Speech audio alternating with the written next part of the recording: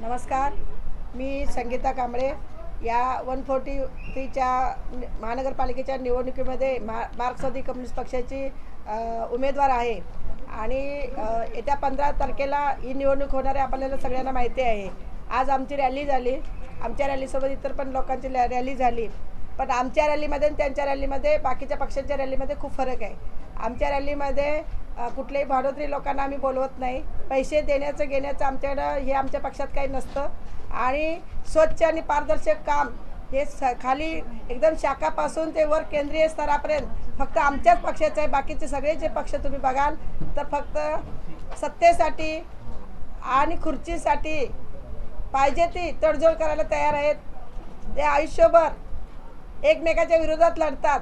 ते आता आपण बघितलं असेल की मिळून एकत्र सत्तेसाठी एकत्र आलेले आहेत। त्यांना कुठल्याही परिस्थितीमध्ये सत्ता घ्यायचे हातात आणि त्यासाठी पाहिजे त्या गोष्टी त्या करायला लागल्यात।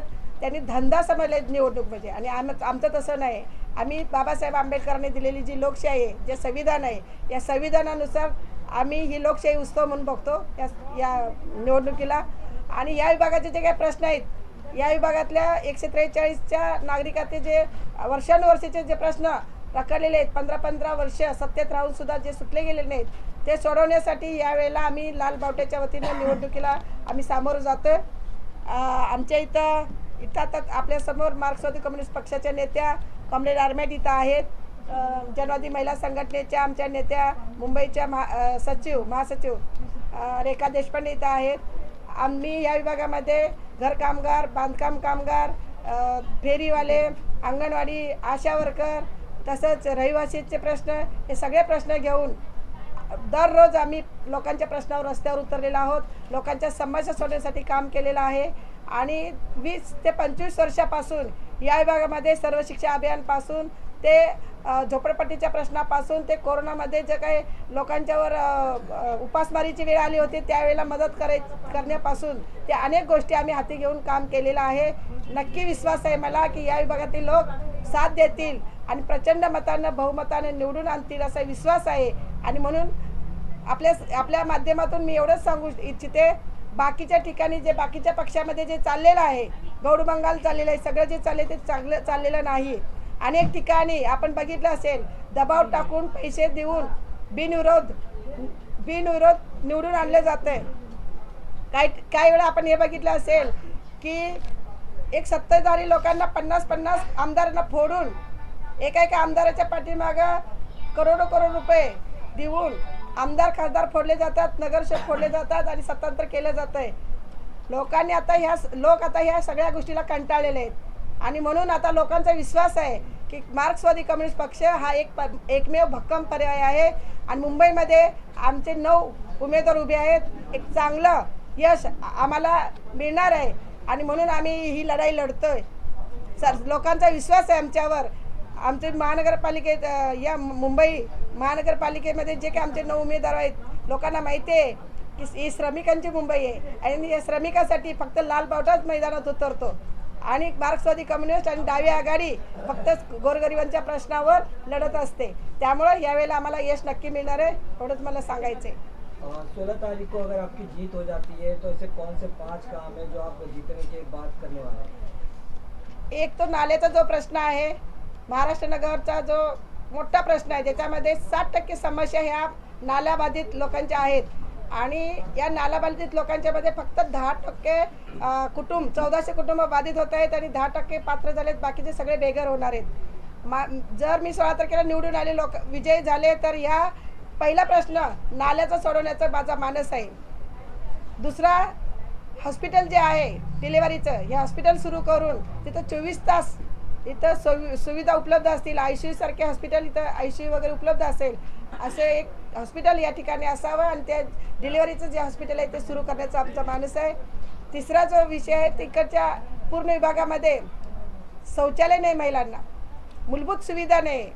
अशा परिस्थितीमध्ये ताबडतोब हे काम हाती घेऊन जिथं मागणी असेल तिथं पुरेसे शौचालय पुरवण्याचं काम माझं असेल पिण्याचा पाण्याचा प्रश्न आहे. पिण्याचं पाणी रात्री 1 वाजता येतं, 1 तास येतं आणि लगेच जातं, अशा लोकांच्या तक्रार आहेत. तर पिण्याचं पाणी मुबलक आणि स्वच्छ मिळावं ह्यासाठी मी काम करणार आहे. आणि या विभागातले जे स्वच्छता आहे, गटारे भरलेले आहेत, कचरा भरलेला आहे आणि बक्काली व्यवस्था झालेली आहे, याचंच पूर्ण कायापालट करायचं आहे. मराठी शाळेची जी इमारत आहे, ती इमारत मानपूर स्टेशनची 4 वर्ष झाली पाडलेली आहे, ती बांधली गेलेली नाही. हे सुद्धा इमारत उभी करून मराठी शाळेची चांगल्या दर्जाची शिक्षण व्यवस्था निर्माण होईल यासाठी मी प्रयत्न करणार आहे. आणि शताब्दी हॉस्पिटल जे खाजगीकरण केलं जातं आहे सत्ताधाऱ्यांच्याकडून, आणि ते खाजगीकरणामुळं त्या इकडं जे मानपूर गोवंडी चेंबूर विभागामधल्या लोकांच्या आरोग्याचा मोठा प्रश्न इथं उपस्थित होणार आहे. तर खाजगीकरण रोखणं हा सुद्धा माझा महत्त्वाचा मुद्दा आहे आणि त्याच्यासाठी मी काम करणार आहे. जहाँ एक तरफ नेशनल और सेंट्रल पार्टियां, इतनी बड़ी पार्टी आपके अपोजिट में खड़ी है, तो आप जनता को किस तरह विश्वास दिलाएंगे कि आपको वोट करें? आमची पण पार्टी राष्ट्रीय पार्टीच आहे आणि म्हणून 1 नंबर आमचं बटन आहे. राष्ट्रीय पार्टी आहे त्यामुळं. आणि बाकीचे सगळे पक्ष ते फक्त एकमेकाचे पाय ओढून ते मोठे झालेले आहेत. आमचा एक पक्ष असा राष्ट्रीय पक्ष आहे, तो मजबूतीनं लोकांच्या समस्या सोडून मजबूतीनं उभा आहे. सगळ्यांच्या मान ठेव म्हणजे सगळ्यांच्या डोक्यावर पाय ठेवून उभे आहे, मजबूत नागरिकांच्या आधारावर.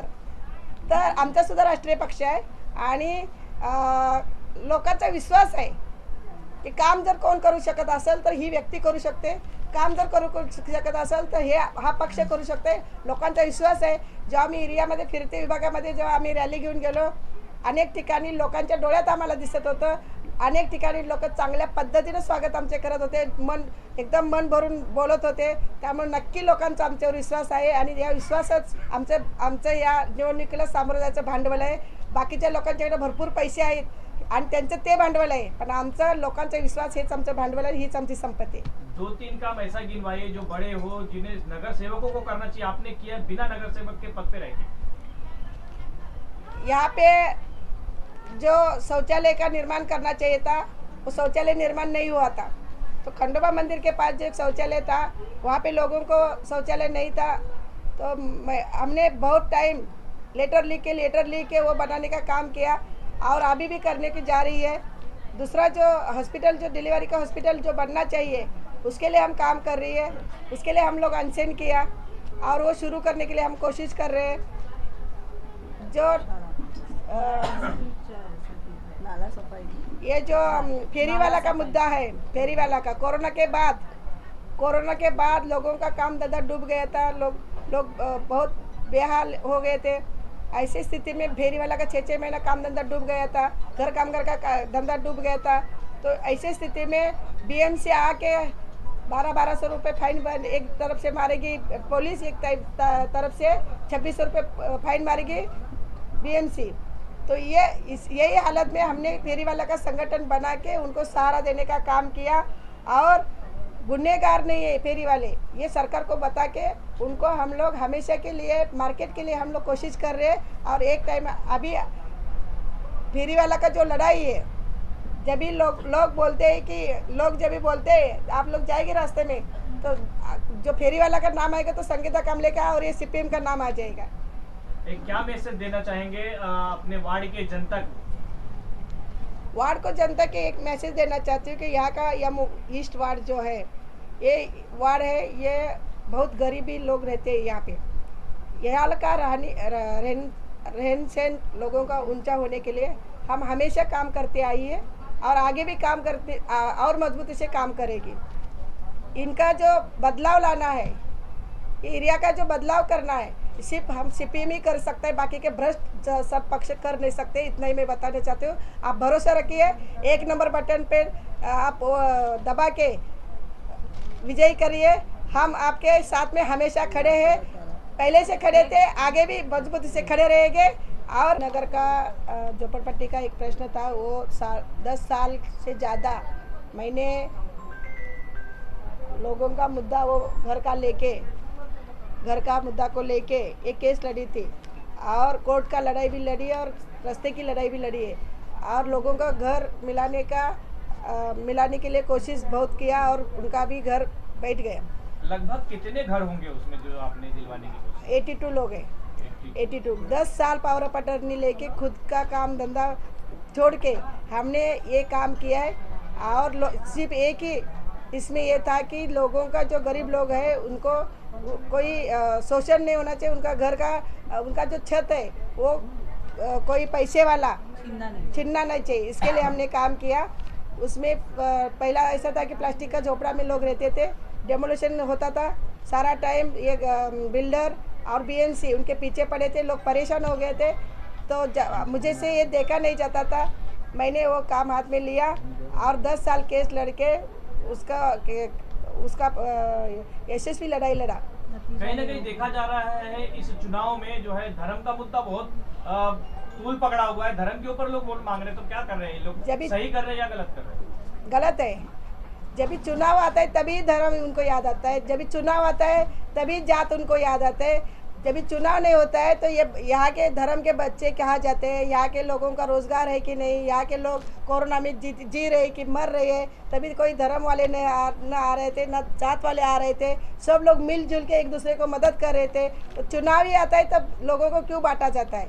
हमारे पक्ष का कहना है कोई धर्म कोई जात नहीं, सब इंसान एक है और एक होके लोगों के जो बंटवारा करने वाले लोग हैं उनको घर में बिठाना है और जो सबको साथ में लेके जाना है उनको चुन के देना है।